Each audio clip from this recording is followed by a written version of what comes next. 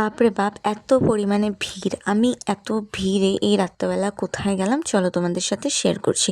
জানি অনেকদিন পরে ভ্লগ নিয়ে আসলাম, তো এখন আশা করি একটু ঘন ঘন ভ্লগ আসবে। ভিডিওস আমি দেওয়ার চেষ্টা করবো আমার চ্যানেলে। তো আমি গেছিলাম একটা বিয়ে বাড়িতে, অ্যান্ড এই যে তখনই বর চলে এসেছিলো। তো আমি যখন গেলাম তখনই বর আসছে, তো সেই জন্যেই এত ভিড় ছিল। তো এই যে বরের গাড়ি ঢুকে গেছে অলরেডি তখন। তো আমি যখন ভেতরে আসলাম তখন আমার মনে হচ্ছিল যে আমি কেন মেকআপের নামে শুধু লিপস্টিক আর আইলাইনার লাগিয়ে আসলাম।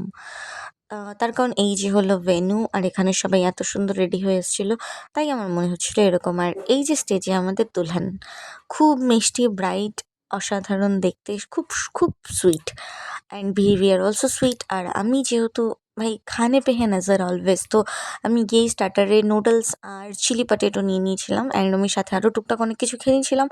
তো সেগুলো অল্প অল্প এখন আমি ভুলেও গেছি। আর তারপরে আমি চলে গেছিলাম মেইন কোর্সে।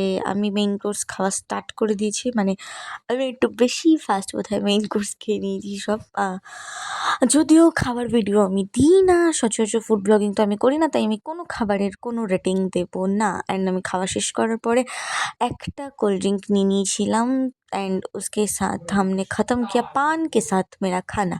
আর এই যে ব্রাইড এখানে বসেছিল, কারণ ব্রাইডের এন্ট্রি হবে তখন। আর এই যে চলে এসছে ব্রাইডের এন্ট্রি, আমি দেখছিলাম পেছন থেকে। ভাবা যায়, মানে ব্রাইড সামনে যাচ্ছে, আমি পেছনে দাঁড়িয়ে দাঁড়িয়ে এন্ট্রি দেখতে দেখতে দেন আমার মনে হলো আমি কেন দাঁড়িয়ে আছি, বিরক্ত হয়ে গেলাম ভেবেই আমি আবার চলে আসলাম, মানে পেছনে দাঁড়িয়েছিলাম, সেখান থেকে আমি ভেন্যু থেকে বেরিয়েও চলে এসেছি।